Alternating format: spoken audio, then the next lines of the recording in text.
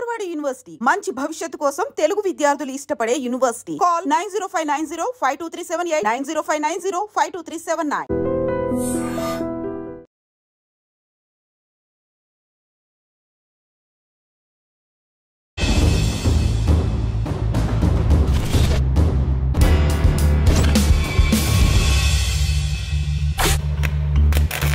Radicals unit పెట్టారు, మేనమామ తీసుకెళ్ళి చూపించారు. అప్పటికే ఊర్లో ప్రచారం అయింది. ఆ ప్రచారం పోలీసుల వరకు వెళ్ళి ఉంటుంది. ఆ టైంలో మరి అజ్ఞాతం ఎందుకు వెళ్ళాల్సి వచ్చింది? ఈ ఆర్గనైజేషన్ ఎక్కడెక్కడ అవుతున్నదో కొద్ది మంది ధనిక రైతులకు సంబంధించిన కొద్ది మంది ఇక్కడ లోకల్ మిలిటెంట్స్ ఎవరైతే పనిచేస్తున్నారో వాళ్ళని పట్టి తన్నడము, పోలీస్ క్యాంపుల్ని పెట్టేయడం, అట్లా కొంచెం రెప్రెషన్ అనేది స్టార్ట్ అయింది.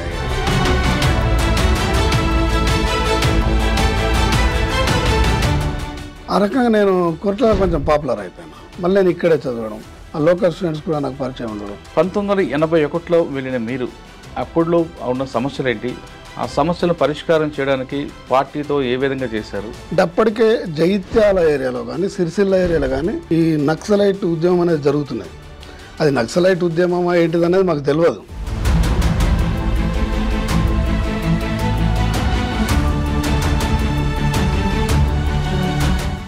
అది 74-75 నేను 5th క్లాస్ కోట్ల హాస్టల్లో ఉండడం. వార్డెన్ కూడా మాకు ఈవినింగ్ కూర్చోబెట్టి నాస్తికత్వాన్ని బోధించేది.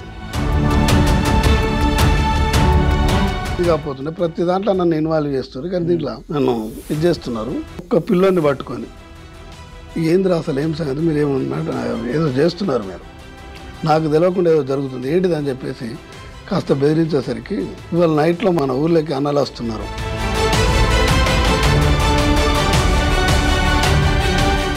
నీకు చెప్పొద్దు అన్నారు.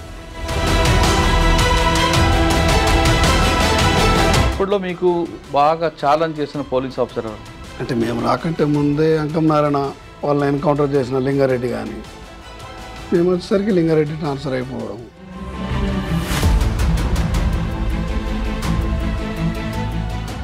మీతో ఉంటూ కోవట్టుగా మారి పోలీసులతో అరెస్ట్ చేయించాడు. దాన్నే శివసాగర్ వేరే రకంగా చెప్తాడు. శత్రు చేజిక్కి తినని వెక్కిరించకు నన్ను, మిత్రద్రోహం చేత శత్రు చేజిక్తిని అని చెప్పేసి శివసాగర్.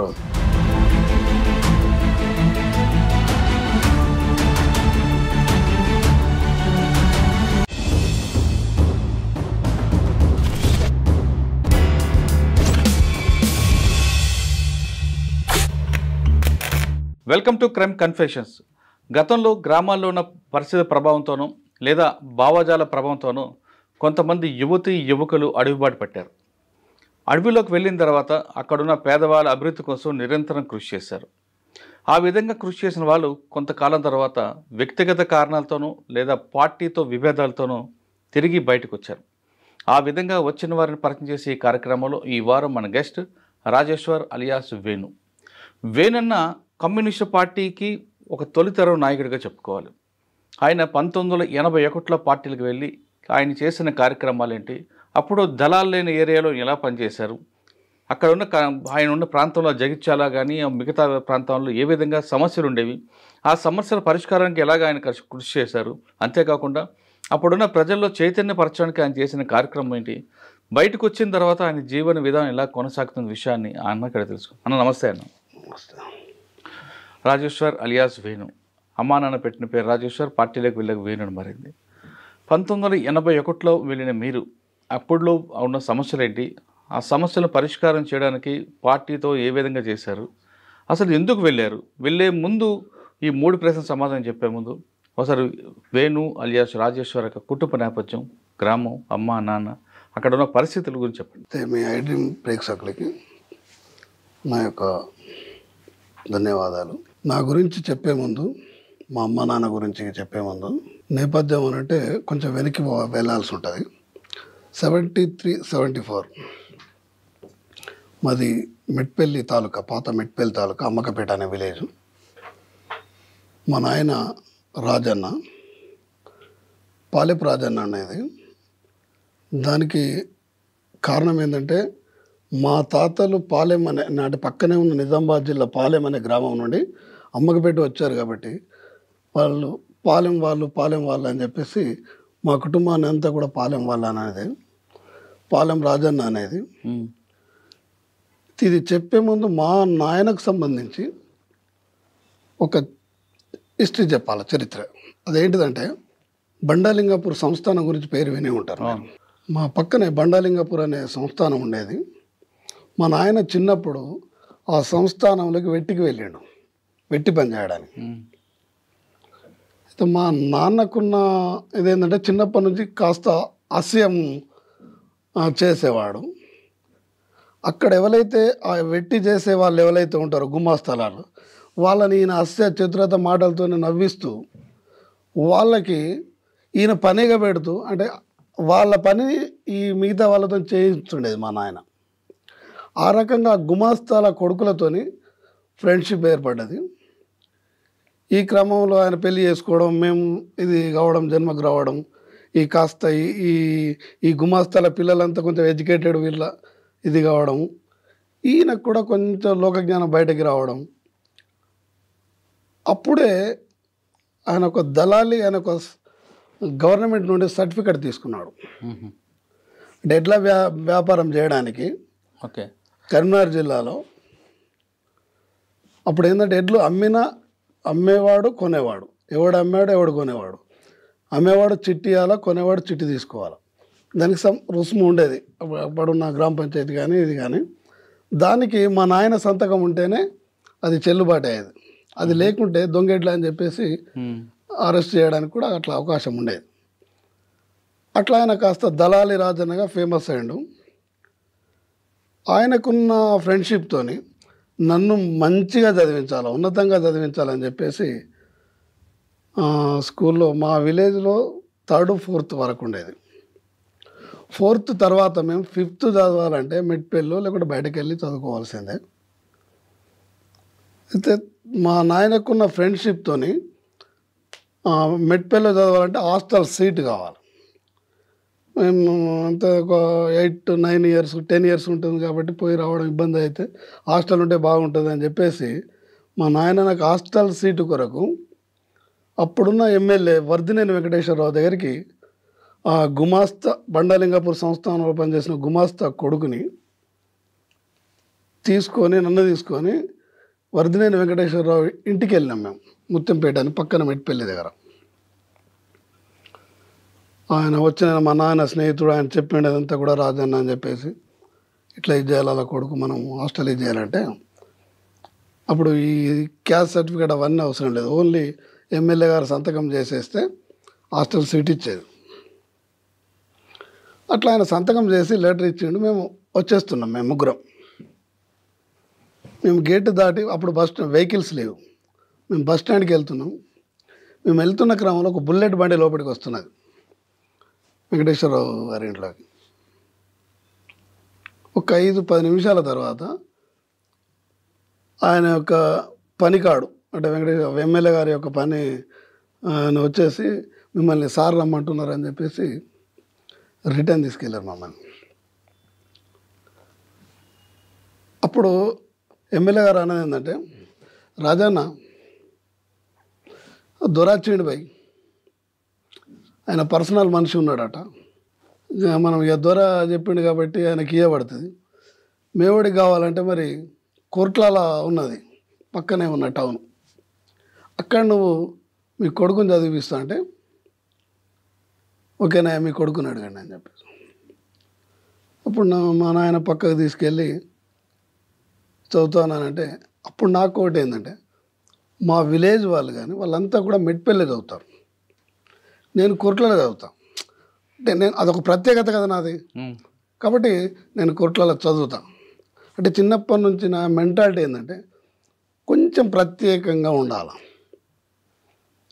నా థింకింగ్ కానీ అట్లాంటివి. అంటే నేను చిన్నప్పటి నుంచి అంటే నాకు కింది జాతి అంటే మాదిగ జాతికి సంబంధించిన ఫ్రెండ్స్ వాళ్ళ ఇళ్ళలో పోయి తినడం, మా అమ్మ వాళ్ళు అట్లా ఇది చేసిన కానీ అట్లాంటి ఒక బ్రాడ్ సెన్స్ చిన్నప్పటి నుంచి అలవాటైంది. అది ఎట్లయింది ఏంటిది అనేది కానీ నేను చెప్పలేను. కానీ అప్పుడు మెంటల్గా నేను కొంచెం అప్సెట్ అయినా, అంటే చిన్న వయసే కానీ అంటే దూరా వస్తే నాకు వచ్చే హాస్టల్ సీటు పోయింది అని ఒక నెగిటివ్ అది మెదడులో ఒక రకంగా అంటే నాకు తెలియకుండానే వచ్చి వచ్చేసింది అది. దాని తర్వాత నేను కోర్టులోకి వెళ్ళడం, అది 74, 75 నేను 5th క్లాస్ కోర్టులో హాస్టల్లో ఉండడం. అట్లా నేను అక్కడికి వెళ్ళిన తర్వాత అంటే అప్పటి వరకు నాకు బయట ప్రపంచం దరిదాపు తెలియదు. వెళ్ళిన తర్వాత కోర్టులోకి వెళ్ళిన తర్వాత సినిమా ప్రభావం కానీ, తర్వాత ఇంకోటి ఏంటంటే మా హాస్టల్లో ఉన్న వార్డన్ అంటే అప్పటికే జగిత్యాల ఏరియాలో కానీ సిరిసిల్ల ఏరియాలో కానీ ఈ నక్సలైట్ ఉద్యమం అనేది జరుగుతున్నది. అది నక్సలైట్ ఉద్యమమా ఏంటిది అనేది మాకు తెలియదు. వార్డెన్ కూడా మాకు ఈవినింగ్ కూర్చోబెట్టి నాస్తికత్వాన్ని బోధించేది. అప్పటికి ఆయన కొంచెం ఈ నక్సలిజం భావాలు అంటే తర్వాత నేను అర్థం చేసుకున్నాను, అప్పుడు తెలియదు మనకు. కానీ ఆయన ఆ నాస్తికత్వాన్ని చెప్పడం, ఈ డిఫరెంట్ సమాజంలో ఉన్న డిఫరెంట్ చెప్పడం, అంటే ఇదేదో అని చెప్పేసి ఆ రకంగా ఇది పోవడం. తర్వాత నాకు ఒకటి ఏంటంటే చిన్నప్పటి నుంచి ఏంటంటే గ్రామీణ ప్రాంతంలో ఉండడం, పల్లెటూరులో పెరగడము, భయం అంటే నైట్లో వెళ్ళడం కానీ తిరగడం కానీ నాకు అట్లాంటి భయమే ఉండకపోయేది. మా హాస్టల్ పక్కనే శ్మశానం ఉండేది. శ్మశానంలో శవం కాలుతున్నప్పుడు నైట్లో కూడా నేను శ్మశానం అట్లా తిరిగి వస్తుంటే అదొక రకమైన హీరోయిక్గా నేను ఫీల్ అయ్యేది అన్నాడు. ఆ రకంగా చేస్తున్నప్పుడు నేను చెప్పే కారణం సిల్లిగా ఉండొచ్చు కానీ అప్పుడు సైని ప్రభాకర్ అని ఆ ఏరియాలో ఉన్న నక్సలైట్ నాయకుడు, ఆయన గురించి కథలుగా చెప్తుండేది. అంటే జనాలు ఇట్లా నక్సలైట్ అట, సైని ప్రభాకర్ అట, పోలీసు వాళ్ళు వస్తే ఇట్లా తేనెటీగలను చేసి పంపించిండట, ఇట్లా ఆయన గురించి చెప్తుంటే నాకు తెలియకుండానే మెదడులో ఆయనను చూడాలని ఒక కోరిక పుట్టింది. ఆయన సిద్ధాంతం ఆయన ఏంటిది అనేది కాదు, ఆయన ఇట్లా ఇదట, ఆయన గురించి చేస్తుంటే ఇట్లా తిరిగి ఇట్లా మాయమవుతాడు ఇది అని చెప్పేసి ఒక రకమైన ఆ కథలు విని ఆసక్తి కలిగింది, ఆయనను చూడాలని ఆసక్తి, ఈ లంపెన్ మెంటాలిటీ. దాంతో నేను స్కూల్కి వెళ్ళకపోవడం, అట్లా 5th క్వాలిఫై అయిన తర్వాత 6th తప్పిన నేను. అంటే ఎగ్జామ్ రాయలేదు, ఎగ్జామ్ రాయకుండా తిరిగేది నేను సినిమాలో అదో ఏదో ఇట్లా తిరుగుతుండేది, ఎగ్జామ్ రాయకుండా. ఇదైతే 6th 2 years చదివిన. ఆ 2nd year కూడా ఏమైందంటే నేను స్కూల్కి వెళ్ళకుండా వెళ్తే ఆసారి కూడా మా క్లాస్ టీచర్తో చిన్న గొడవ అయితే ఇక నేను ఆయన పైకి కొట్టడానికి వెళ్ళడం, నేను 3 రోజులు లేకపోతే నా పేరు ఎట్లా చేస్తాను నేను నిలదీయడం, అది హెడ్ మాస్టర్ దగ్గరికి వెళ్ళడం. ఆ హెడ్ మాస్టర్ కూడా మాకు ఎవరంటే మీకు ఐడియా ఉంటుంది, కొర్ట్లా ఫైనాన్స్ అని చెప్పేసి ఆ మధ్యన చాలా ఫేమస్ ఉండేది ఉమ్మడి ఆంధ్ర, కొర్ట్లా ఫైనాన్స్ అని చెప్పేసి దాని ఫౌండర్ ఆయన, మా హెడ్ మాస్టర్ చంద్రశేఖర్ ఆయన. ఆయన ఏం చేస్తాడంటే, నువ్వు ఇంటికి వెళ్ళరా నాన్న, నీకు జూన్లో నేను ఇంటికి సర్టిఫికేట్ పంపిస్తాను. కొట్లాడు ఎందుకని 6th బ్యాచ్ ఆయన ఏంటంటే ఒక ఉపాధ్యాయుడిగా ఉండే ఆ పిల్లలు నేను అట్లా ఇది చేయడం కరెక్ట్ కాదని చెప్పేసి 6th బ్యాచ్ సర్టిఫికేట్ పంపిస్తున్నాడు. అట్లనే పాపం ఆయన ఫ్యూన్ని ఇచ్చేసి 6th బ్యాచ్ సర్టిఫికేట్ పంపించాడు. మా నాయన ఎట్లా బేరం చేయడం మూలంగా మా చుట్టుపక్కల ఉన్న టీచర్స్, చుట్టుపక్కల విలేజ్లో ఉన్న టీచర్స్ మా నాయనకు పరిచయంతో మా వాడిని ఎట్లా చేద్దాం, వాడు కోట్లలో ఇది చేస్తే వాడు చదవలేడు చేయలేడు, మరి మెట్పల్లి ఇది చేద్దామంటే ఒక టీచర్ మరి మా స్కూల్లో వేయండి అని చెప్పేసి 7th ఒక స్కూల్లో వేయించాడు. కానీ అక్కడ కూడా అంతే, ఆడ కూడా ఏం సెట్ కాలేదు. ఆసారి తప్పినాము. మళ్ళీ 2nd టైము అప్పుడు కూడా తప్పి, 3rd టైము అది ఒక హెడ్ మాస్టర్ ఏదో అంటే వేరే స్కూల్లో, అంటే వేరే ఈ యూపీఎస్ నుండి ఇంకో యూపీఎస్లో జాయిన్ చేస్తే పోయిన రోజే చిన్న గలాట అయితే వాళ్ళిద్దరిని బట్టి నేను కొట్టిన వాళ్ళను, నా మీద గలాట వచ్చిన వాళ్ళకి. ఆయన హెడ్ మాస్టర్ పేరు మీ పేరే, మురళి అని. ఆయన ఏం చేస్తాడంటే, అరే నువ్వు విచిత్రంగా ఉన్నావు, ఇవాళ వచ్చినావు గొడవలు స్టార్ట్ చేసినావు, అయినా వీళ్ళంతా ఆగం పురాణాలు ఇల్లు, వీళ్ళనే నువ్వు కొట్టినావంటే నువ్వు రోజు బడికి రారు, నీకు సర్టిఫికేట్ నేను ఇచ్చేస్తా పో అని చెప్పేసి. అట్లా 3వసారికి నేను 7th పాస్ అయ్యాను. అప్పటికి ఏంటంటే మా విలేజ్ సరౌండ్లో కానీ చుట్టుపక్కల కానీ ఆర్గనైజేషన్ నడుస్తున్నది. అది ఏంటిది, ఎందుకు చేస్తున్నారు అనేది మాకేం తెలియదు, కానీ మొత్తానికి ఇదైతే నడుస్తున్నది. మా విలేజ్ కూడా అట్లా అచ్చిపోతున్నట్లు ఏదో అట్లా అనుకున్నాం. ఒకరోజు ఏమైందంటే మా గణపతి, అప్పుడు గణపతి మా యూత్ పిల్లలు గణపతిని పెట్టేది. ఆ యూత్ బ్యాచ్లో ఉన్న వాళ్ళందరూ ఏంటంటే నాకు తెలియకుండా ఏదో ఒక మాట మాట్లాడుకుంటారు, వాళ్ళు నన్ను మైనస్ చేస్తున్నారు. ఇది నాకు అర్థం కావట్లేదు, అసలు ఏంది, నన్ను ఎందుకు మైనస్ చేస్తున్నారు, నాకు తెలియకుండా ఇది కాకపోతుండే ప్రతి దాంట్లో నన్ను ఇన్వాల్వ్ చేస్తున్నారు, కానీ దీంట్లో నన్ను ఇది చేస్తున్నారు అని చెప్పేసి ఒక్క పిల్లోని పట్టుకొని, ఏందిరా అసలు ఏం సంగతి, మీరు ఏమన్నా ఏదో చేస్తున్నారు, మీరు నాకు తెలియకుండా ఏదో జరుగుతుంది ఏంటిది అని చెప్పేసి కాస్త బెదిరించేసరికి, ఇవాళ నైట్లో మన ఇంటికి మన ఊళ్ళోకి అన్నలు వస్తున్నారు, నక్సలైట్లు వస్తున్నారు, నీకు చెప్పొద్దు అన్నారు. నాకెందుకు చెప్పొద్దు అంటారా, అంటే గణపతి పెట్టే కాడ నేను ఉండాలా, అన్నలు వచ్చే కాడ నేను వద్దా అని చెప్పేసి నేను కావాలని వాళ్ళ మీటింగ్కి వెళ్ళాను. వెళ్ళినప్పుడు యూత్లో ఉన్న వాళ్ళందరూ, అరే నేను రావద్దని చెప్పినా కదా, ఎందుకు వచ్చినావు అని చెప్పేసి, ఎందుకు రావద్దనంటే నువ్వు సర్పంచ్కి ఫ్రెండు, సర్పంచ్కి ఫ్రెండ్ అయితే నేనేం చేస్తా అంటే, నువ్వు సర్పంచ్కి ఫ్రెండ్ అంటే నువ్వు ఉన్న వాళ్ళకి ఇది అని చెప్పేసి, నాకు అట్లాంటి ఏం లేదు, దోస్తాను కాబట్టి ఎలక్షన్లో ఇది చేసిన, అంటే చిన్న ఏజే కానీ అదొక ఇదే అన్నట్లు, నాకంటే పెద్దవాళ్ళు వాళ్ళు, ఆ చిన్న ఏజ్లోనే వాళ్ళతో తిరగడం చేయడము, ఇక ఏంది ఓట్లు గీట్లు అవన్నీ ఇది చేసుకోవడం, అది ఒక రకంగా వీళ్ళు నన్ను ఇది చేయడానికి ఏర్పడ్డది. అంటే నేనేమన్నా, ఆయన ఏమన్నా తప్పు చేస్తే చెప్పండి మీరు, నేను తీసుకొస్తా, తప్పు నేను అడుగుతా అని చెప్పేసాను. ఆయన ఏదో ఫండ్ చెప్పిన వాళ్ళు, ఈ ఫండ్స్ ఇలా వస్తాయి గవర్నమెంట్ నుండి, అవి ఖర్చు పెట్టవచ్చు, ఆయన వాడుకోవచ్చు అని చెప్పేసి అంత, రేపు నేను ఆయనను బయటికి తీసుకొస్తా, మీరు ఎవరన్నా వస్తారా, మీరు వస్తా అంటే మీరు నేను వచ్చినా రాకుండా నేను తీసుకొస్తా అని చెప్పేసి ఆయన పాప ఇంట్లో నుండి గల్లా పట్టుకొని తీసుకొని వస్తున్నాం.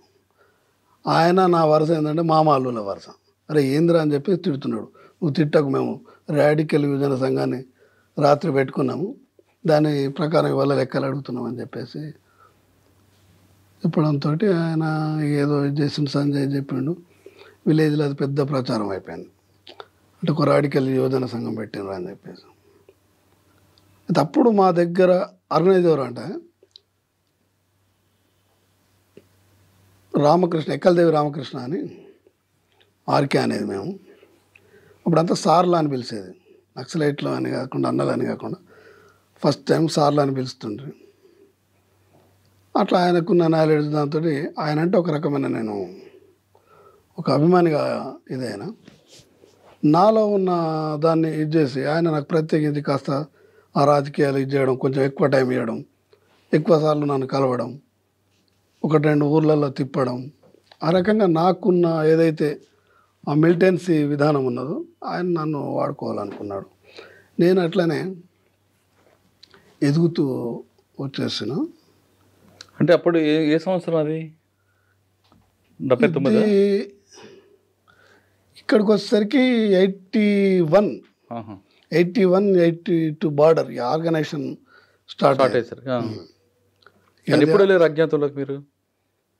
81 లాస్ట్ 82 రాడికల్స్ యూనిట్ పెట్టారు, మేనమామ తీసుకెళ్ళి చూపించారు, అప్పటికే ఊర్లో ప్రచారం అయింది. ఆ ప్రచారం పోలీసుల వరకు వెళ్ళి ఉంటుంది. పోలీసు వాళ్ళకి వెళ్ళిన మామూలు కేసులు రోజు పోలీసు వాళ్ళు రావడం చేయడం అది ఇదవుతున్నది. మరి మీరు బయట ఉండే పని చేస్తున్న మీరు అజ్ఞాతంలో ఉన్నా, నేను తెలియదు కదా వాళ్ళకి, పోలీసు వాళ్ళు వచ్చి నన్ను అడుగుతున్నారు రాజేశ్వరి కాదన్నా. ఆ టైంలో మరి అజ్ఞాతం ఎందుకు వెళ్ళాల్సి వచ్చింది? అదే దాని కంటిన్యూ ఈ క్రమంలో ఏమైందంటే, ఈ ఆర్గనైజేషన్ ఎక్కడెక్కడ అవుతున్నదో కొద్దిమంది ధనిక రైతులకు సంబంధించిన కొద్దిమంది ఆ మెట్పల్లి తాలూకా, జైత్యాల తాలూకా ఏరియాలో కొద్దిమంది ఏంటంటే, ఇక్కడ లోకల్ మిలిటెంట్స్ ఎవరైతే పనిచేస్తున్నారో వాళ్ళని పట్టి తన్నడము, పోలీస్ క్యాంపుల్ని పెట్టేయడం, అట్లా కొంచెం రెప్రెషన్ అనేది స్టార్ట్ అయింది ఆ ఏరియాలో. ఇట్లా మా విలేజ్లో జరిగింది, పక్క విలేజ్లో ఇట్లా జరిగింది. ఈ టైంలో ఒక పర్సన్ మీద అటాక్ చేయడానికి అక్కడ ఉన్న ఆర్గనైజరు, ఈ కొరుట్ల ఆర్గనైజర్ ఒకటి, మెట్పల్లి ఆర్గనైజర్ ఒకటి. ఈ మెట్పల్లి కొరుట్ల ఆర్గనైజరు అంకం నారాయణ, ఆయన ఆల్రెడీ ఎన్కౌంటర్ అయిపోయింది జనవరిలో, 82 జనవరిలో. ఆయన చనిపోయిన తర్వాత ఆయన ప్లేస్లో ఇంకొక ఆర్గనైజర్ని వాళ్ళు పెట్టేసుకున్నారు. ఈ ఏరియాలో ఈ ఆర్కే ఇదవుతుండేది. ఆ చిన్న యాక్షన్ కొరకు ఇద్దరు ఆర్గనైజర్లు కలిసి ఒక క్యాండిడేట్ మీద అటాక్ చేయడానికి బయట నుంచి ఒక ఇద్దరు మిలిటెంట్స్, అంటే నన్ను కానీ ఇంకొక ఇట్లా తీసుకెళ్ళడం. ఇక మేము బయట అంటే మాకు అది కరెక్ట్ అదేం తెలియదు, వాళ్ళు తీసుకెళ్ళడం చేస్తుంటే వాళ్ళది ఏదో ఫైరింగ్, అది ఆయన కొట్టేటప్పుడు ఫైరింగ్ అవ్వడం, ఆర్గనైజర్కి దెబ్బ తాకడం, అక్కడ నుంచి వెళ్ళిపోవడం, ఆయనను వాళ్ళ అప్పుడున్న వాళ్ళకున్న రిలేషన్ రావడం, తీసుకెళ్ళడం, అదంతా జరిగిపోయింది. అయితే మా ఇద్దరిని మీరు వెళ్ళిపోండి అని చెప్పేసి అంటే నెక్స్ట్ ఆర్గనైజర్ ఉన్న ఆయన వాళ్ళ అప్పుడే కొత్త దళ సభ్యులు ఒకరిద్దరు, అప్పుడు తపాంచాలు ఉండేది, అది ఆర్గనైజర్ శివ ఒక్కటి ఉండేది, మిగతా వాళ్ళకి గొడ్డలు అట్లాంటివి ఉండేది. నేనేం చెప్పినంటే, మీరు నేనంటే వెళ్ళగలుగుతా, నా విలేజ్లో ఉండగలుగుతా, నాకు ఏదో ఉన్నది, 1-2 విలేజ్లు నేను అట్లా చూస్తున్నా కాబట్టి అక్కడ కూడా ఉండగలుగుతా, నాకు రక్షణ ఉన్నది. కానీ ఆయనకు లేదు అని చెప్పినా కానీ మీరు వెళ్ళండి పలానా అపాయింట్మెంట్కి అని చెప్పేసి ఏదో అపాయింట్మెంట్ చెప్పారు. ఇదే టైంలో నాకు ఒక లెటర్ వచ్చింది. ఇది జరిగిన సంఘటన ఇదంతా కూడా తెలిసి జిల్లా కమిటీ, అప్పుడు జిల్లా కమిటీ ఎవరంటే సైన్ ప్రభాకర్ ప్లస్ మనం గణపతి ఎవరైతే ఉంటారో గణపతి కార్యదర్శి, కానీ ఈయన సైన్ ప్రభాకరు, ఆయన గణపతి నుండి ఒక లెటర్ పంపించాడు, నువ్వు వేణుగా పేరు మార్చుకొని వచ్చేసాయి అని చెప్పేసి. దాని తర్వాత ఆయన తీసుకెళ్ళిన తర్వాత మమ్మల్ని ఇక్కడ ఒక రూమ్లో కొద్ది రోజులు ఇప్పుడు మీకు బాధ్యుడు ఎవరు? ఈయన ఆర్కే రామకృష్ణ. ఆయన పోయిండు అంటే ట్రీట్మెంట్కి వెళ్ళండి కదా. మీకు బాధ్యుడు ఆయనే. మాకు అజ్ఞాతం వెళ్ళాక ఇంకా అజ్ఞాతం ఇంకా పూర్తిగా ఇది కాలేదు. అంటే ఇది ఆ టైం అన్నట్లు, ఈ సంధి టైం, ఆయన దెబ్బ తాకడం, హాస్పిటల్కి వెళ్ళడం, మేము అజ్ఞాత తీసుకుందంటే ఇంకో ఆర్గనైజర్ మీరు ఎటన్నా వెళ్ళిరా అని చెప్పడం. ఆ ఆర్గనైజరు మనం 15 days తర్వాత 1 month తర్వాత కలుద్దామని చెప్పేసి వాళ్ళకున్న తప్పంచ కానీ అవి బరిసెలు కానీ ఒక ప్లేస్లో పెట్టాను. పెట్టిన తర్వాత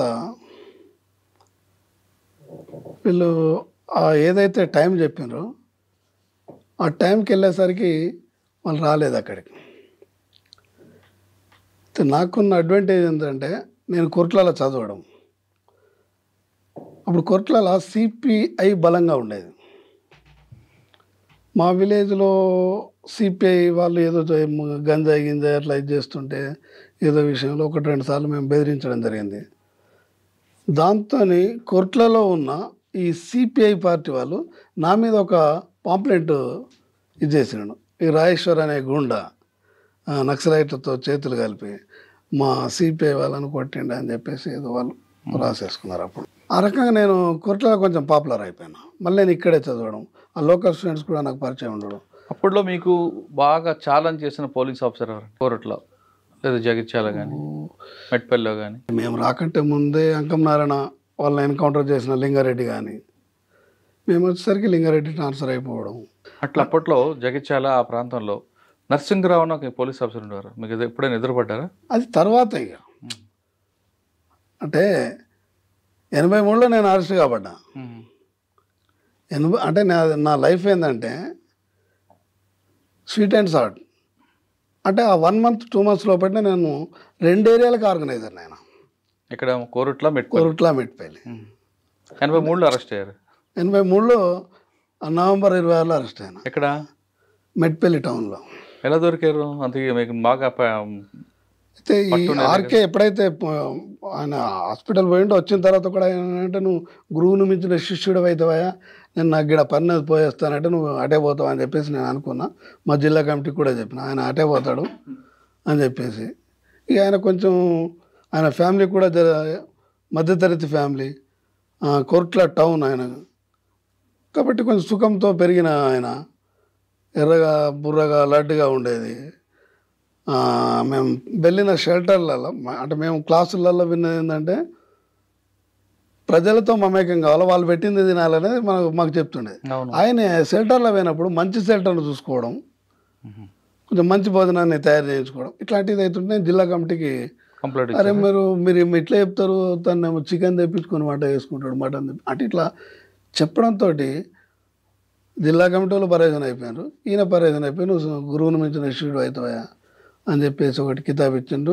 నేను మా చెల్లేది ఎంగేజ్మెంట్ ఏదో ఉన్నా అని చెప్పేసి వెళ్తుంటే నాకు అర్థమైపోయింది ఈయన రాడు అని చెప్పేసి. ఆయన అట్లా వెళ్ళిపోయాడు. ఎవరైతే ఇప్పుడు అంకమనారాయణ చనిపోయిన తర్వాత ఎస్టాబ్లిష్ చేసిన ఇంకొక ఆర్గనైజర్ కూడా ఈ గ్రామాలలో జరుగుతున్న ఈ దాడులతో భయపడి వాళ్ళు కూడా వెళ్ళిపోయాను. నాకు వాళ్ళు పెట్టిన వెపన్ అది తెలిసి ఉండడం, ఈ కోర్టులలో నాకంటూ ఒక ఇది ఉండడం, నేను చదవడము, అట్లా ఒక ఆయన్ని తీసుకొని ఆ వెపన్ తీసుకొని నేను ఆ ఏరియా అంతా కూడా రౌండ్ చేస్తున్నాను. నాకున్న అనుభవం ఏంటంటే మా విలేజ్లో బాల సంఘం ఉంది, 81 లాస్ట్ నుంచి 82 బాల సంఘం, మహిళా సంఘం, రైతు కూలి సంఘం, రాడికల్ యువజన సంఘం, ఇవన్నీ కూడా చేసిన. ఇట్లా నేను ఇవన్నీ నాకు ఒక నిర్మాణపరమైన ఒక అనుభవం ఉండడం ద్వారా ఇదే పద్ధతిలో గ్రామాలలో తిరుగుకుంటా 2 ఏరియాలలో అంటే ఇక్కడ నుంచి ఆర్కే ఏరియా ఆయన వెళ్ళిపోయిన ఆయన అంకమనారాయణ రెండింటిని తిరుగుతూ నాకు తోసింది చెప్పడం. అప్పుడు చాలామంది జనాలు నువ్వేందా పిల్లకి అంత పెద్దలు నీతోనే వెళ్ళిపోవాలని చెప్పేసి అన్నారు. ఇక నాకున్న అవగాహన పద్ధతులు ఏదో చెప్తూ వాళ్ళని ఎడ్యుకేట్ చేస్తూ ఆర్గనైజేషన్ని మళ్ళీ చేస్తున్నా. ఇదే టైంలో సేమ్ టైము ఈ ఏరియాను వెకేట్ చేద్దామని జిల్లా కమిటీ కార్యదర్శి ఉన్న గణపతి గారు, సైన్ ప్రభాకర్ వాళ్ళు ఎక్కడెక్కడ ఏమన్నా ఉన్నాయా, ఏమన్నా ఇదే ఉన్నదా, ఇంకేమన్నా ఇదే అని చెప్పేసి వాళ్ళు ఒక షెల్టర్లో వచ్చి దీన్ని వికెట్ చేద్దామని అనుకుంటున్నాను. నాకు అనుకోకుండా నేను ఆ కోర్ట్ల టౌన్తో నాకు అవినాభావ సంబంధం ఉండడం ద్వారా నేను ఆ ఇంట్లోకి వెళ్ళిన. వాళ్ళు స్టన్ అయిపోయాను, నువ్వు ఎక్కడ ఉన్నావు అంటే నేను ఇక్కడనే ఉన్నా, ఏరియాలో ఉన్నది అని చెప్పేసి జరిగిన కథ అంతా కూడా నేను తిరిగిన అదంతా ఇది చేస్తే అప్పుడు జిల్లా కమిటీ వాళ్ళు ఏమన్నారంటే మనం ఇంకొకెవరినో ఆర్గనైజర్ తీసి ఇచ్చి ఇక్కడ పెట్టేవారు, ఈయననే కంటిన్యూ చేద్దాం అంటే 1 or 2 months.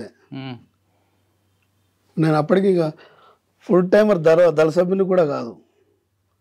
కాబట్టి ఆ ఇన్సిడెంట్స్ ఏదైతే జరిగిందో దాంతో వాళ్ళు ఇన్స్పైర్ అయ్యి ఇంకొక ఆర్గనైజర్ని ఇచ్చేవాళ్ళు, ఈయననే కంటిన్యూ చేద్దాం, కాకపోతే ఈయనకు మనం టైం ఎక్కువ ఇద్దాం అని చెప్పేసి అనుకున్నారు. అనుకున్న ప్రకారమైన టైం ఇవ్వడం చేయడం, నా క్లాసులకి పంపించడము,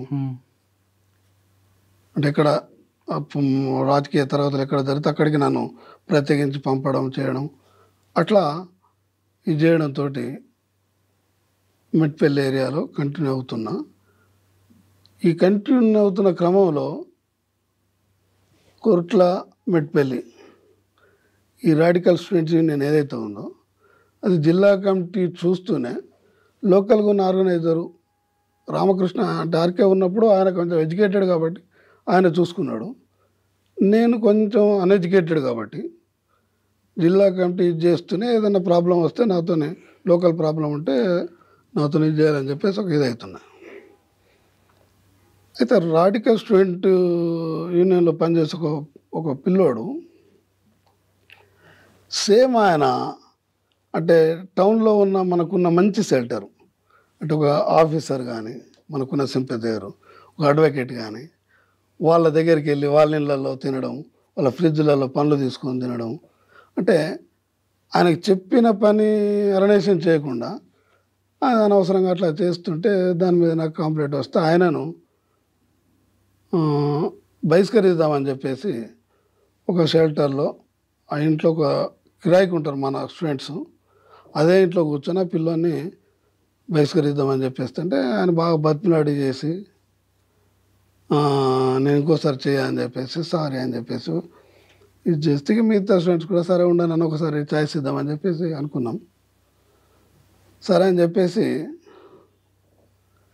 అనుకొని నేను లేచి ముఖం కడుక్కొని ఇట్లనే వెళ్దామని చెప్పేసి, ఎందుకంటే షెల్టర్ వాళ్ళతో కలిసినాం కదా, ఓపెన్ ఇదవుతుంది అని చెప్పేసి అనుకో. కానీ ఆయన నాతో వెళ్తూ ఆయన డైరెక్ట్ స్టేషన్కే వెళ్ళిండు. ఆయన మీతో ఉంటూ కోవట్టుగా మారి పోలీసులతో అరెస్ట్ చేయించాడు. దాన్నే శివసాగర్ వేరే రకంగా చెప్తాడు. ఎవరు? శివసాగర్ అంటే కేజీ సత్యమూర్తి. శత్రు చేజిక్కి తినని వెక్కిరించకు నన్ను, మిత్రద్రోహం చేత శత్రు చేజిక్తిని అని చెప్పేసి శివసాగర్ రాస్తుంటాడు. 83లో అరెస్ట్ అయ్యారు మీరు. 83 నవంబర్ 26. ఆ రోజు ప్రత్యేకత ఏంటిదంటే, ఎన్టీ రామారావు గారు గురుకుల పాఠశాలని ఓపెన్ చేసిన రోజు. మా దగ్గర పెద్దాపూర్ అనే క్యాంపు లోపల గురుకుల పాఠశాల జీవన్ రెడ్డి మినిస్టర్ గారు ఓపెన్ చేస్తున్నారు. ఆయన యొక్క బహిరంగ సభకు కాలేజీ గ్రౌండ్లో జనాలు వస్తున్నారు, పోతున్నారు. అప్పుడు నన్ను పోలీసులు తీసుకొని వెళ్తున్నారు. నేను స్లోగన్స్ ఇవ్వడం, నేను పలానా, నన్ను పోలీసులు అరెస్ట్ చేశారని చెప్పేసి. దీంట్లో ఒక చిన్న కోఇన్సిడెన్స్ ఏంటంటే, మాది వాస్తవంగా గొల్ల క్యాస్ట్. నేనున్న షెల్టర్ గొల్లది. నన్ను అరెస్ట్ చేసిన ఎస్ఐ గొల్ల ఆయన. ఎవరి పేరు? రమేష్ బాబు అని. ఆయన ఇప్పుడు డిఎస్పీ. రమేష్ బాబు డిఎస్పీ అయింది అని చెప్పేసి. కానీ అట్లా 83 నవంబర్ 26న ఇది చేసి కొద్ది రోజుల తర్వాత అది ఆ ప్రాసెస్ అంతా. ఏ జైలు ఉన్నారు? జగిత్యాల జైల్లో ఉన్నారా? కరీంనగర్ జైలు? జగిత్యాల జైలు లేదు కదా, కరీంనగర్ జైలా? కరీంనగర్. కరీంనగర్ జైలుకి వెళ్ళిన తర్వాత ఈ జైలుకి సంబంధించిన మీకు చెప్తాన్నది ఏంటంటే, ఈ 80-81లో ఆల్రెడీ మంతని మాదేవ్పూర్ ఏరియాలో ఒక దళం స్టార్ట్ కావడం, అది 81లో దళం మొత్తం అరెస్ట్ కావడం, దాంట్లో వాళ్ళను అంటే మాకంటే ముందు అన్నట్లు వాళ్ళు జైల్లో ఉండడం. వాళ్ళు జైల్లో ఒక సాంప్రదాయాన్ని ఏం చేశారంటే, ఈ నక్సలైట్ భావంతో వచ్చి అరెస్ట్ అయ్యబడ్డ ఖైదీలందరినీ ఒకే రూమ్లో ఒక బ్యారక్లో ఇది చేయడం, వాళ్ళు కొన్ని రూల్స్ని రాసుకోవడం. అంటే ఎవరికి ములాఖత్ వచ్చి ఎవరికి పనులు తెచ్చినా, డబ్బులు తెచ్చినా ఇవన్నీ కూడా ఇక్కడున్న కమిటీకి అప్పచెప్పాలి. అవసరాన్ని బట్టి కమిటీ వాళ్ళందరికీ డిస్ట్రిబ్యూట్ చేయాలి. దట్టు బిడీలు, సిగరెట్లు ఇవన్నీ కూడా. అట్లా జైల్ కమ్యూన్ అనేది ఒకటి స్టార్ట్ చేశారు. జైల్ మాన్యువల్ అనేది గవర్నమెంట్ది. మీరు జైల్ కమ్యూన్. జైల్ కమ్యూన్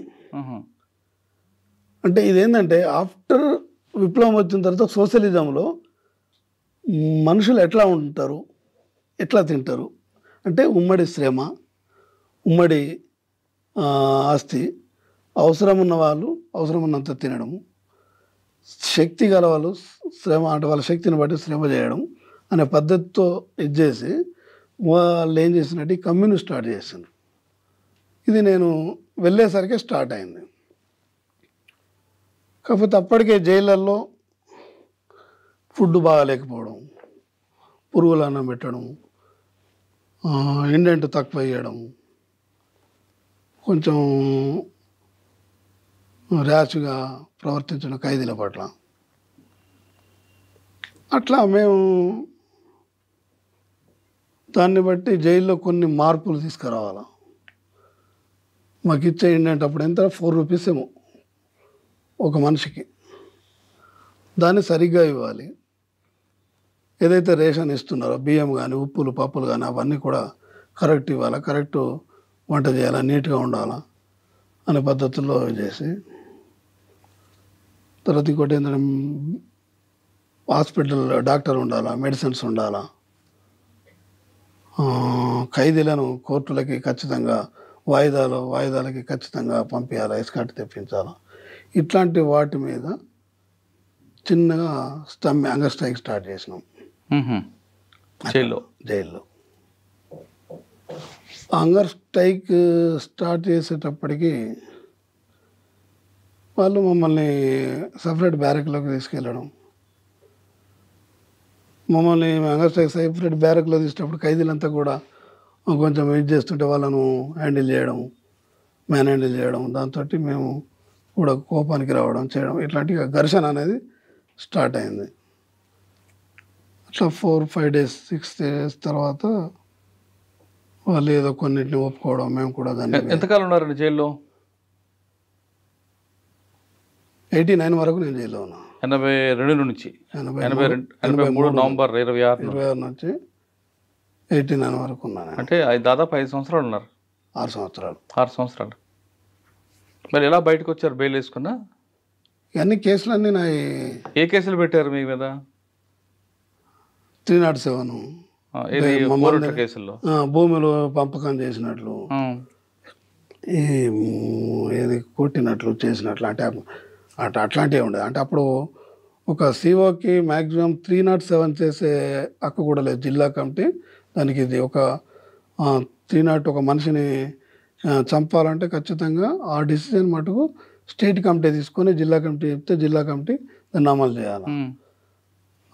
కాలు అట్లాంటివి చేయాలంటే కూడా ఖచ్చితంగా జిల్లా కమిటీ వాళ్ళ పర్మిషన్ ఉండాలి. అంటే హెచ్చరికలు ఎవరి ద్వారా వస్తాయి? DCM చేయొచ్చా?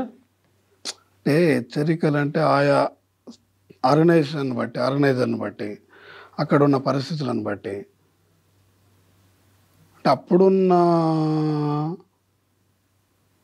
అవకాశాలు చాలా తక్కువ, లీగాలిటీ ఉండడము, ఈ గ్రామాలలో ప్రజలు సంఘాలు బలంగా ఉండడం, కాబట్టి సంఘాల ద్వారా కూడా చెప్పడం చేయడం, అంటే గ్రామాల్లో ఉన్న సంఘాలే వాళ్ళని పిలిచి భూములు పంచడం, భూములు దున్నడం. అంతవరకు ఓకే. గ్రామ సభలు పెట్టి దండించడం అంతా ఎవరు చేస్తారు? అది ఆర్గనైజరు అంటే అప్పుడు అంత ఇది లేదు కదా, అది ఆర్గనైజర్ చేస్తాడు మామూలుగా. చిన్న చిన్న పంచాయతీలు అనేది వ్యక్తిగతమైన పంచాయతీలకి అట్లా కాకుండా దానికి సంబంధించి గ్రామంలోనే అన్ని వర్గాల నుంచి ఒక్కొక్కరిని తీసుకొని ఒక 3గురితో కానీ 5గురితో కానీ ఒక కమిటీ వేసి దాంట్లో అంటే అన్ని రకాలు చూస్తారు అట్లా వదిలేండి. అట్లా ఇది చేసి వాళ్ళ ద్వారా చంపడం అనేది మాత్రం స్టేట్ కమిటీ అప్పుడు. ఆ తర్వాత అంటే అప్పుడు నేనైతే నేను సింగిల్ సోలో చాలా కాలం ఒక్కొనే తిరిగిన. ఆ తర్వాత ఒక దళ సభ్యులు రావడం, ఆ తర్వాత 2 రావడం, లాస్ట్ టైం నేను అరెస్ట్ అయ్యే ముందు 2 దళ సభ్యులు రావడం. ఇక నేను అరెస్ట్ అయిన తర్వాత మళ్ళీ దీన్ని అంటే గవర్నమెంట్ నుండి రెప్యుటేషన్ పెరగడం, ఉద్యమం యొక్క విస్తృత ఇది కావడం, ఎట్లా ఇక అదంతా కూడా ఇక దాడులు ప్రతిదాడు. మేము అప్పటిదాకా ఈ పోలీసు వాళ్ళ మీద అటాక్ కానీ అట్లాంటివి ఏం లేవు అప్పుడు. అంటే 6 సంవత్సరాలు జైల్లో ఉన్న తర్వాత మీరు బయటకు వచ్చి మళ్ళీ యూజీకి వెళ్ళిపోయారా? బయటకు వచ్చేసరికి అప్పుడున్న అంటే జైల్లో దాదాపు స్టేట్లో ఉన్న చాలామంది వాళ్ళంతా కూడా జైల్లోకి రావడం. కరీంనగర్ నుంచి మళ్ళీ వరంగల్ షిఫ్ట్ అయినాం మేము. ఎందుకు? హంగర్ స్ట్రైక్ చేసినాను. వరంగల్ ఏంటంటే స్టేట్ పాలసీ ఏంటంటే ఇక్కడ చాలామంది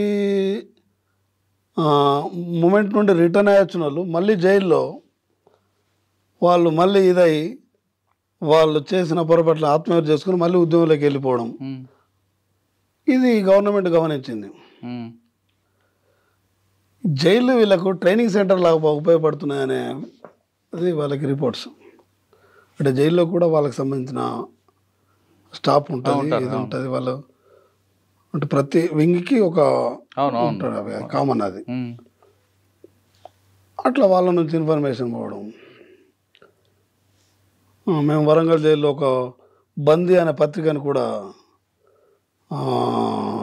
ఇది చేయడం, అంటే ఓన్లీ హ్యాండ్ రైటింగ్తో ఇది చేసి ఆ జైల్లో ఉన్న వాళ్ళు రాసిన కవితలు కానీ వ్యాసాలు కానీ వాటిని ఇది చేస్తూ నెల 2 నెలలకు ఒకసారి ఆ పత్రిక తీసుకురావడం, దాని ప్రతులు బయటకు వెళ్ళడం, సృజన అనే పత్రికలో ప్రచురితం కావడం.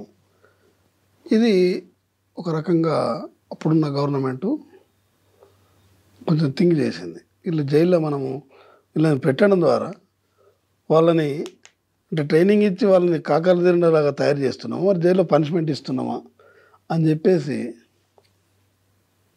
అప్పుడే బయట పార్టీలో కూడా కొన్ని డివియేషన్ స్టార్ట్ అయినాయి. అంటే కేసు జైలు నుంచి బయటకు రావడం, కేసు అరెస్ట్ కావడంతో ఆల్టర్నేటివ్ ఈ ఎస్ఎం అంటే సత్యమూర్తి గారు పార్టీ కార్యదర్శిగా ఉండడం. కేసు బయటకు వచ్చిండు అని అంటే సత్యమూర్తి గారు అంటే అట్లా పోతే మళ్ళీ నా కార్యదర్శి పదవి పోతుంది అనేది కావడం కొంచెం ఒక అంటే ఆలోచనపరమైన డిఫరెంట్ స్టార్ట్ అయింది. ఇది 84, 85కి వచ్చేసరికి. వరంగల్ జైల్లో ఉన్నప్పుడు మీరు హంగర్ స్ట్రైక్ చేశారు కదా మీ అందరికీ కూడా. ఇప్పుడు ఒక కమిటీ వచ్చింది గవర్నమెంట్ వైపు నుంచి, ఐఏఎస్ ఆఫీసర్స్. సుబ్రహ్మణ్యం అనే హోమ్ సెక్రటరీ వచ్చిండు, ఎంజిఎం ఆసుపత్రికి వచ్చిండ్రు. నాతో మాట్లాడి మీకు ఏంది అని అంటే అప్పుడు హాస్పిటల్ అంటే పెద్ద జైలు కాబట్టి మీరు హాస్పిటల్ ఇది చేయండి, ఒక 10 బెడ్స్తోనే ఇది చేయండి, రెగ్యులర్ డాక్టర్ని పెట్టండి. అప్పటికి చాలామంది చనిపోయిన కడుపు నొప్పితో అని ఇది కానీ నైట్లో వచ్చినప్పుడు వీళ్ళు ఇది చేయకపోవడం అట్లా చాలా జరిగినాయి అవన్నీ కూడా. అది మెడికల్ పరంగా అది ఒకటి. తర్వాత ఈ పేపర్లు సెన్సార్ చేయకుండా ఉండాలా, తర్వాత ఫ్యాన్లు, ట్యూబ్ లైట్లు, పత్రికలు రెగ్యులర్ ఇవ్వాలా, ఇట్లా వాటి మీద ఇది చేసినాము. అంటే లాస్ట్ వరకు నేనే ఉన్నా. నేను అప్పుడు నిజామాబాద్ జిల్లా కార్యదర్శి, తర్వాత చనిపోయింది ఆయన శంకర్ అని, ఆయన ఉన్న ఇంకొక పిల్లోడు, ముగ్గురము ఉన్నాము. వాళ్ళకి స్పృహ తప్పిపోయింది. నాకు సెలైన్స్ ఎక్కిస్తున్నారు ఎంజిఎంలో పోలీసులు వచ్చేసి. అప్పుడు ఆయన వచ్చేసి ఇది చేస్తా అంటే అయితే అప్పటికే చాలామందిని వైజాగ్ కానీ కొద్దిమందిని రాజమండ్రి కానీ పంపించాను. అంటే అది కామన్ అన్నట్టు, అంటే డివైడ్ అండ్ పాలసీ అనేది అంటే కామన్ రూల్ ఒకటి ఉంటుంది. అట్లా కొద్దిమందిని అటు ఇటు పంపించడం. ఆ తర్వాత మేము కూడా అంటే మేము ఉన్నది శత్రువు మధ్యలోనే కదా, కాబట్టి మనం అక్కడ చేయాల్సిన పోరాటం హంగర్ స్ట్రైక్ అహింసా పద్ధతిలో తప్పించి వేరే కుదరదు కదా. అహింసా పద్ధతిలో మేము హంగర్ స్ట్రైక్ ఎన్నుకోవడం, దాన్ని కూడా వాళ్ళు విచ్ఛిన్నం చేయడం. ఇట్లా అయిన తర్వాత ఆయన సుబ్రహ్మణ్యం గారు రావడం, దాన్ని ఆయన ఆమోదించడం, అవన్నీ చేస్తారంటే కొన్ని ఈ ఫ్యాన్లు కానీ, ట్యూబులు కానీ, టీవీలు కానీ అవన్నీ వచ్చేసినాయి మేము చేసిన స్ట్రైక్ తోటి. ఇంకోటి ఏంటంటే మాకు ఇంకో ప్రత్యేకత ఏంటంటే ఈ కరీంనగర్లో కానీ నిజామాబాద్ జైళ్ళలో కానీ అంటే ఒక బ్యారక్ సపరేట్గా ఉండేది మాకు. మిగతా ఫుడ్ గిడ్ అంతా కూడా కలిసి కిచెన్ ఇదంతా ఉండేది. కానీ వరంగల్ కానీ రాజమండ్రి కానీ వచ్చేసరికి సపరేట్ బ్యారక్తో పాటు మాకి సపరేట్ కిచెను, మేమే వంట చేసుకోవడం అవన్నీ కూడా ఉండేది. దాని మాన్యువల్ ప్రకారం మేము మెడికల్ ఫుడ్ అని చెప్పేసి బ్రెడ్ కానీ, మిల్క్ కానీ ఇట్లాంటివన్నీ కూడా అంటే రాజకీయ ఖైదీలకు ఏవైతే ఇస్తారో అవి ఇవ్వాలనేది కూడా మా డిమాండ్స్లో ఒకటి. ఓకే, అట్లా వాళ్ళు అనుకున్నారు. ఇక మేము కూడా అప్పటికి 10 days 12 days అయింది, సరే అనుకున్నాము. జైల్లోంచి బయటకు వచ్చాక మీరు ఎక్కడికి వెళ్ళారు? జైలు నుంచి బయటకు వచ్చేసరికి బయటకు వచ్చేసినాము. అజ్ఞాతలకు వెళ్ళారా? అప్పుడున్న ఇదేంటంటే నేను నిజామాబాద్ జైలు నుంచి బయటకు వచ్చిన. శంకర్ జైలు మేట్ నాకు కార్యదర్శి. మమ్మల్ని బయటకు వెళ్తేనే పోలీసులు అరెస్ట్ చేశారు. అరెస్ట్ చేసి జేఎస్పీ దగ్గరికి తీసుకెళ్ళాను. మీరు మీ కరీంనగర్ ఎల్లుండి మీ కరీంనగర్ ఎస్పీ దగ్గరికి అంటే అప్పుడు ఏంటంటే గవర్నమెంటు అది దాన్ని ఏమంటాం ఉపాధి పునరావాసాన్ని ఇది చేస్తారు, మీకు పునరావాసం అక్కడనే ఇస్తారు అని వాళ్ళు చెప్పాను. అదే ఒక స్కీమ్ నడుస్తున్నది అప్పుడు. అట్లా నేను మా ఇంటికి వెళ్ళడం చేయడం అటు ఇటు ఇది చేస్తుంటే మూమెంట్ అంతా కూడా నడుస్తున్నది కాబట్టి మళ్ళీ నన్ను పోలీసు వాళ్ళు మళ్ళీ అరెస్ట్ చేయడం అని చెప్పేసి మళ్ళీ కొద్దిగా 1 రోజు 2 రోజులు లేకపోతే ఉంచుకోవడం. నువ్వు హిప్నాటైజ్ చేస్తుంటేవాట కొంచెం నాకు హిప్నాటైజ్ కానీ ఏంటి మన దాన్ని ఏమంటే అబ్రకదబ్లా లాంటి చిన్న చిన్నవే అట్లా చేసేది నేను. అట్లా ఎవరో అంటే వాళ్ళకి ఇన్ఫర్మేషన్ ఆడు అట్లా చేస్తాడు, మనుషుల్ని హిప్నాటైజ్ చేస్తాడు అని చెప్పేసి అంటే నాకు కౌంటర్ ఏజెన్సీ వాళ్ళు నువ్వు హిప్నాటైజ్ చేస్తావు అంటే, సార్ హిప్నాటైజ్ చేస్తే ఒక వ్యక్తిని విప్లవోద్యమి లాక్కుంటే తుపాకులు ఎందుకు, యుద్ధం ఎందుకు, ఈ కడత ఎందుకు, మేము ఇది మొత్తం అందరికి హిప్నటైజ్ నేర్పుతాం కదా. అవును. హిప్నటైజ్ నేర్పుకుంటే అందరిని తీసుకెళ్ళచ్చు కదా. Correct. హిప్నటైజ్ అనేది సైంటిఫిక్గా అదొక విద్య. ఇది ప్రతి మనిషిలో నిగూఢమైన శక్తి ఏదైతే ఉంటుందో ఆ శక్తిని బయటికి తీసుకొచ్చేదే హిప్నటైజ్. మీకు తెలియదని కాదు, మీకు తెలుసు, అంతా తెలుసు. కాకపోతే నా నుండి ఏదో ఇది చేసుకోవాలని మీరు అనుకుంటున్నారు. కానీ హిప్నటైజ్కున్న శక్తి ఏంటంటే బ్రూస్లీ అనేవాడు వితిన్ ఒక సెకండ్లో మన కన్ను రెప్పలు మూసి తెరిచేలోపు పైకి వెళ్ళి, కాళ్ళు పైకి వెళ్ళి తల కిందికి వచ్చి మళ్ళీ తల పైకి లేచి కాళ్ళు కిందికి వస్తాయి. అందుకే ఆయన ప్రపంచం అంతా గొప్పవాడాడు. మళ్ళీ కొన్ని కథలు వింటాం మనం. మన పూర్వీకులు చాలామంది హిమాలయాల్లో అక్కడ తపస్సు చేస్తుంటారు అని చెప్పేసి. వాళ్ళు ఏంటంటే ఈ గాలిని ప్రాణాయామానంగా ఇది చేసి చాలా సంవత్సరాలు కూడా, ఇప్పటికీ కూడా నాకు తెలిసిన ఒక మిత్రుడు, మీకు కూడా మీరు పేపర్లలో ఇట్లా నీళ్ళ పైన పడుకోవడం 1 రోజు 2 రోజులు అట్లాంటి వాళ్ళని చూస్తుంటారు. అదంతా కూడా ఏంటంటే వాయు దిగ్బంధనం. ఈ వాయు దిగ్బంధనం ఏదైతే చేస్తామో దీని యొక్క వాయువు మన శరీరంలో ఉన్నంతకాలం మెదడికి సప్లై అవుతుంటుంది. అది ఎంతకాలం సప్లై అయితే అంతకాలం చలనంలో ఉంటుంది అది శరీర భాగం. ఇవన్నీ కూడా ఏంటిదంటే మనం ఇవన్నీ పోలీసులు అడిగారా మీకు? ఇది చెప్తున్నాడు, నీకు హిప్నటైజ్ వస్తుంటే నువ్వు ఎంతమందిని ఇది చేసినావు అని చెప్పేసి అంటే నేను ఇదంతా ఎక్స్ప్లెయిన్ చేసిన. అట్లా ఉండదు. ఇది ఒక కళ. ఇది ఎవరైనా నాకంటే ఎక్కువ బి పట్టామరాని అడిగితే తెలుస్తుంది. అట్లా మీరు చెప్పారా? తర్వాత మా వదిలిపెట్టేశారు. మీరు నిజామాబాద్ జైలు నుంచి వచ్చిన తర్వాత నాకు ప్రశ్న అదే మళ్ళీ ఇంకోసారి రిపీట్ చేస్తున్నా, ఎక్కడికి వెళ్ళారని అడుగుతున్నా. నేను చెప్తున్నా కదా, ఇంటికి వెళ్ళిన తర్వాత మళ్ళీ నన్ను పోలీసు వాళ్ళు తీసుకెళ్ళడం ఇవన్నీ అడిగాను. తర్వాత నేనేంటంటే నేను జైల్లో ఉన్నప్పుడు చాలామంది ఖైదీలకి శంకర్ అని మీ బ్యాచ్మేట్ జైల్మేట్ అదే అంటే జైల్మేట్ అలాంటి జిల్లా కార్యదర్శిగా ఉన్నాడు. ఆయన నాకు చెప్తున్నాను రా అని చెప్పేసి అని అనుకుంటే సరే వెళ్దామని వెళ్ళిన తర్వాత అప్పుడు ఈయన కార్యదర్శి ఇంకొక ఆయన మురళి అని చెప్పేసి జగన్, ఆయన ఉత్తర తెలంగాణ. వాళ్ళు ఏం చేశారంటే అటు కామన్ ప్రాసెస్ ఏంటంటే అరెస్ట్ కాబడ్డ వ్యక్తి మళ్ళీ వచ్చినప్పుడు కానీ ఎవరు కానీ అది కొద్ది కాలం వాళ్ళను అబ్జర్వేషన్లో పెడతాం. ఈ అబ్జర్వేషన్ కొరకు అప్పటికి నేను చాలా కాలం జైల్లో ఉండడం, చాలామందికి తెలవడం, జైల్లో ఉండి నేను చాలామంది ఖైదీలకు హెల్ప్ చేసిన. అది ఎట్లా అంటే పిటిషన్లు వేసి వాళ్ళకి బెయిల్ ఇప్పించడం, చిన్న చిన్న కేసులలో వాళ్ళ పడిన శిక్షను తగ్గించడం, ఇట్లాంటివి చాలామందికి చేసిన. అయితే ఈ అబ్జర్వేషన్లో నువ్వు ఎక్కడ ఉంటావు అని చెప్పేటప్పుడు వాళ్ళు ఏం చేశారంటే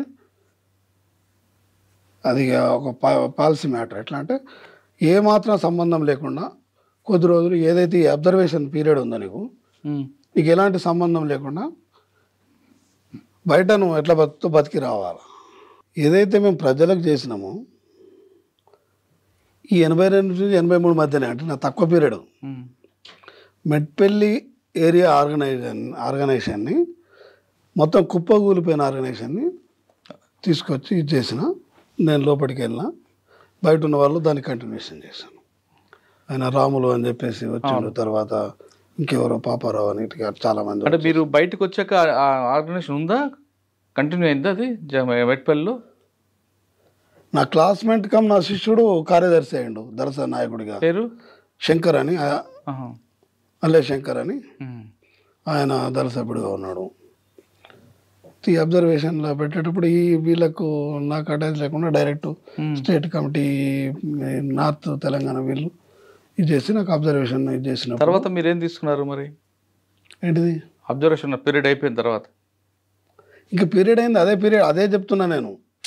ఆ పీరియడ్లోనే నేను ఎడ్యుకేషన్ వైపు రావడం, స్కూల్ పెట్టడం. ఎక్కడ?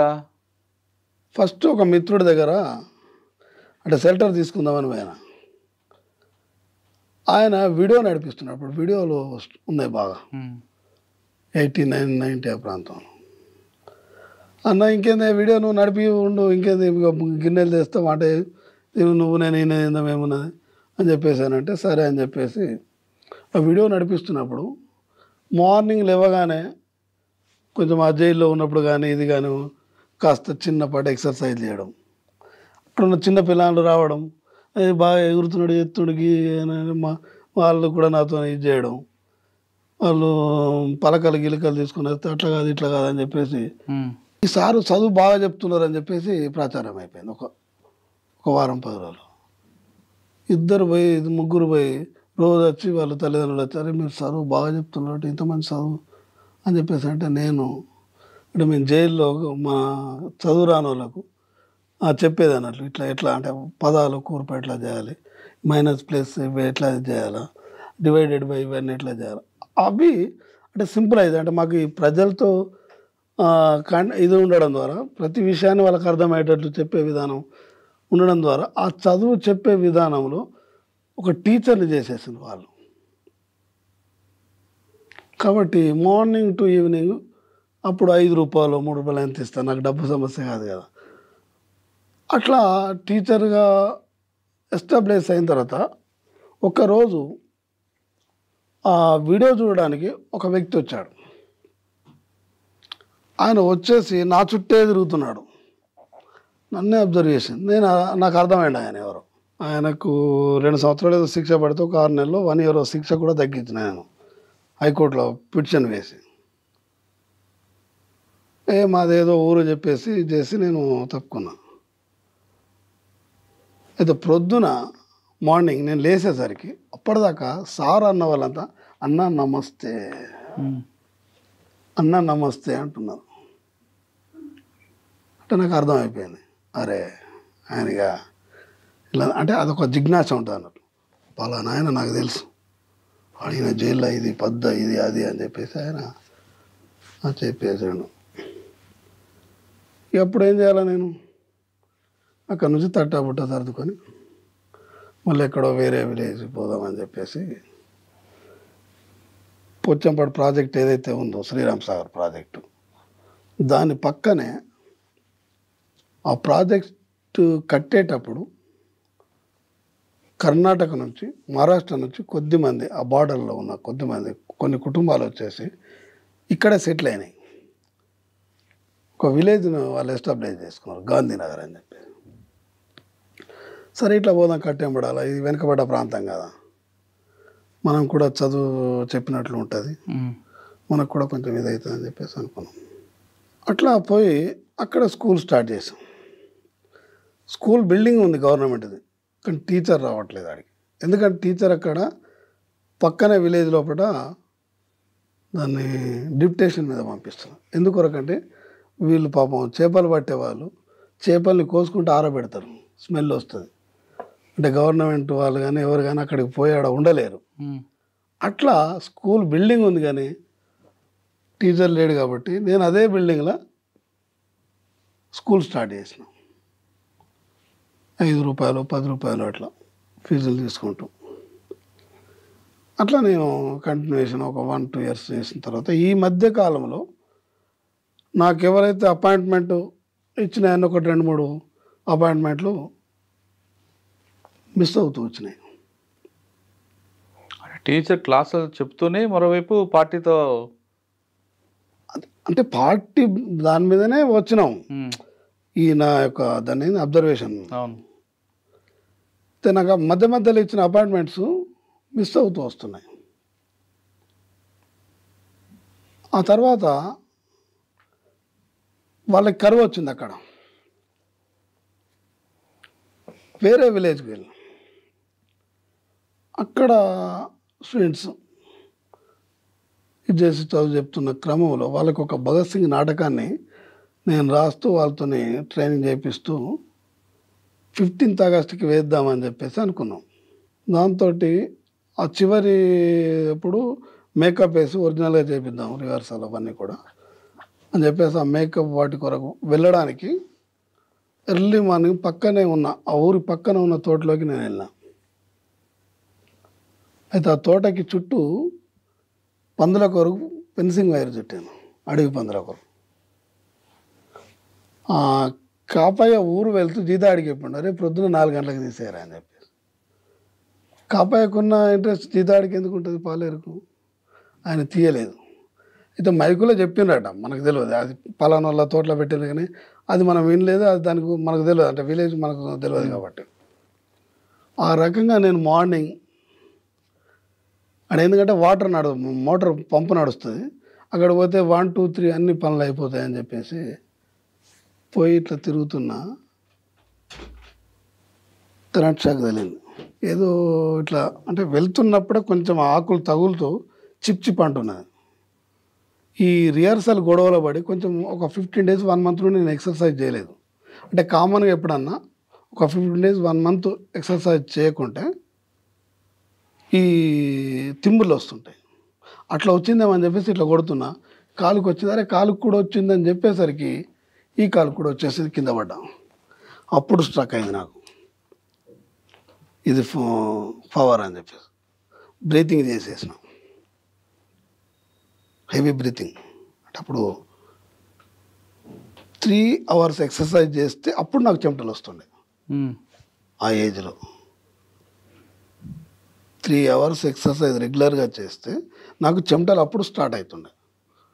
అంటే అంత హార్డ్ ఎక్సర్సైజ్ చేసిన, అది నా లైఫ్లో నాకు ఇదైపోయింది. ఆ బ్రీతింగ్ చేయడంతో ఇక్కడ కాలుతున్నది. అందరూ ఆ చుట్టుపక్కల దొడ్డికి వచ్చేసాను.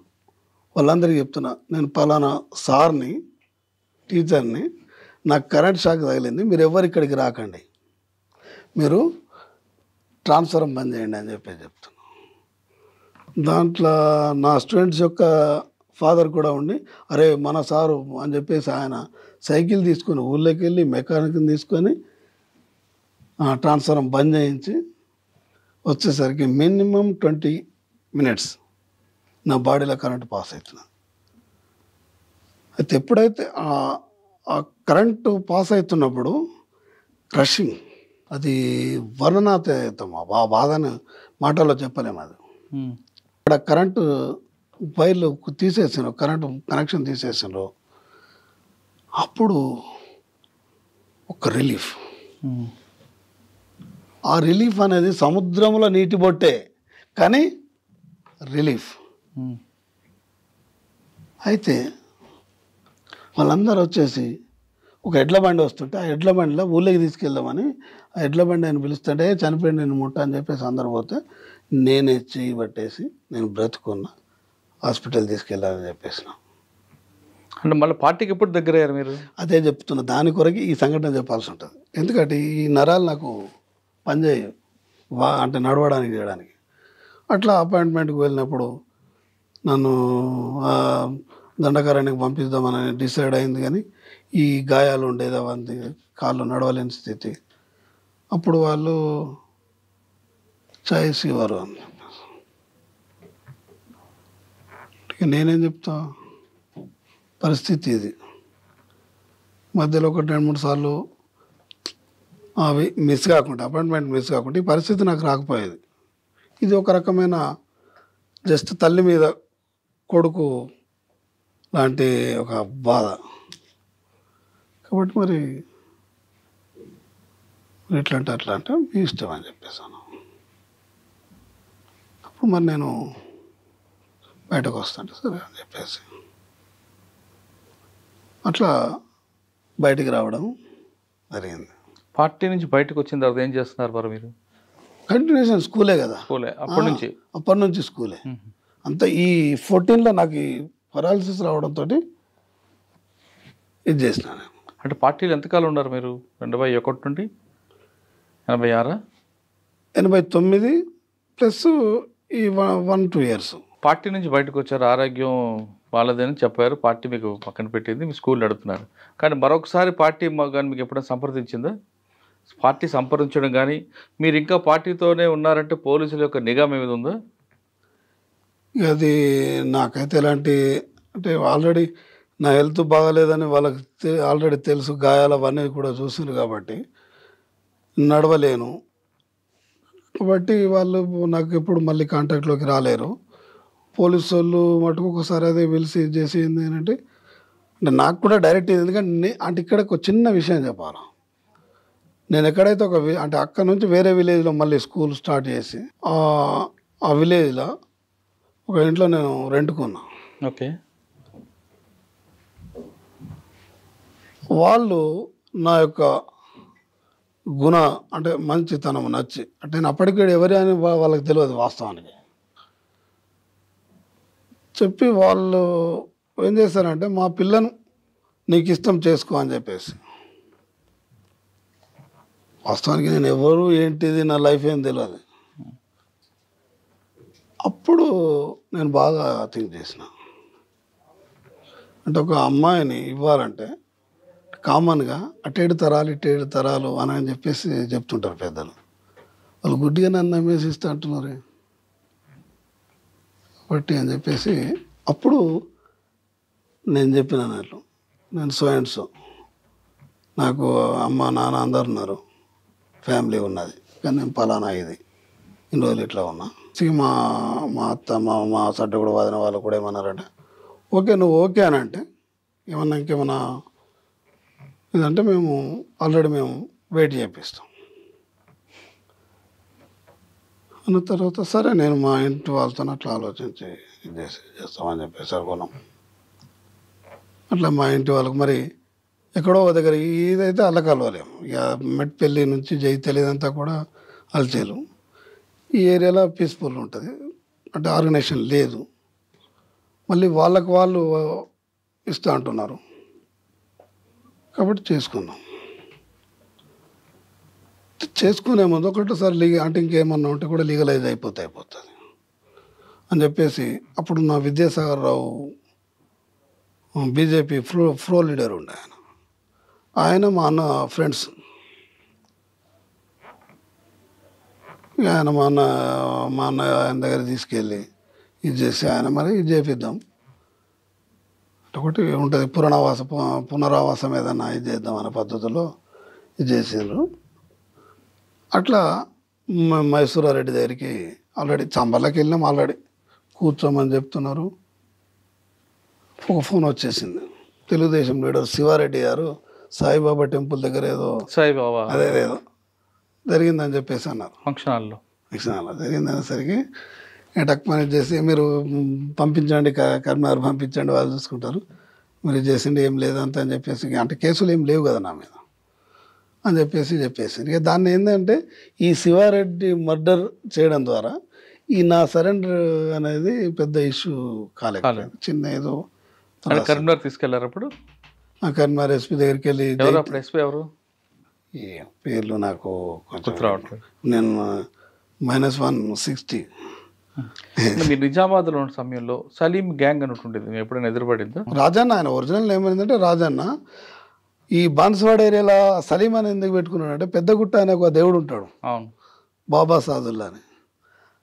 ఆ పేరు మీద సలీం అనే పేరును పెట్టుకొని ఇది చేయడానికి అట్లా ఇదైంది. అట్లా మీకు ఎప్పుడైనా ఎదురుపడ్డారు వాళ్ళు? వాళ్ళు బాగా జూనియర్స్ అట్లా ఏం లేదు మనకి. ఇప్పుడు అక్కడి నుండి వచ్చిన తర్వాత కంటే స్కూల్ నడుపుకుంటున్నారు, పార్టీ మీకు ఎప్పుడు సంప్రదించలేదు? ఎందుకంటే మనం ఆల్రెడీ నాకు వాళ్ళు ఆల్రెడీ మాట్లాడినాం కదా, మాట్లాడినాం కాబట్టి వాళ్ళు అంటే తర్వాత ఇప్పటి వరకు ఎప్పుడు లేదు మన పార్టీకి సంబంధం లేదు. ఇప్పుడు మరి ఏంటి మీరు చేస్తున్నారు? వ్యవసాయం. స్కూల్ ఉన్నాయా? స్కూల్ తీసేసిన నేను 14లో ఈ పెరాలసిస్ రావడంతో మళ్ళీ కొంచెం మా మామ ఎక్స్పైర్డ్ కావడం, అగ్రికల్చర్ ఇబ్బంది కావడం, దాంతో ఇది చేసి మొత్తం అగ్రికల్చర్. సరే, ఫైనల్గా ఏం చేస్తున్నారు? ప్రశాంతంగా ఉన్నారా లేదంటే మళ్ళీ టెన్షన్లు ఉన్నాయా? లేదు మరొకసారి పార్టీలోకి వెళ్ళాలనుకుంటున్నారా? లేదు పార్టీలోకి వెళ్ళే వాళ్ళకి వెళ్ళొద్దని చెప్తున్నారా? ఆ విషయంలో నేను వెళ్ళొద్దని చెప్పడం కరెక్ట్ కాదు. అంటే వెళ్ళమని చెప్తారా? వెళ్ళమని నేనే చేస్తలేను, వేరే వాడికి అంటే నీతులు ఇంకోటికి మనం ఇది చేయడం అది కూడా కరెక్ట్ కాదు కదా. అంటే ఒకటి జనరల్ ఫిలాసఫికల్ థింక్ ఏంటంటే జరిగేది జరగక మానదు, జరుగుతూనే ఉంటుంది.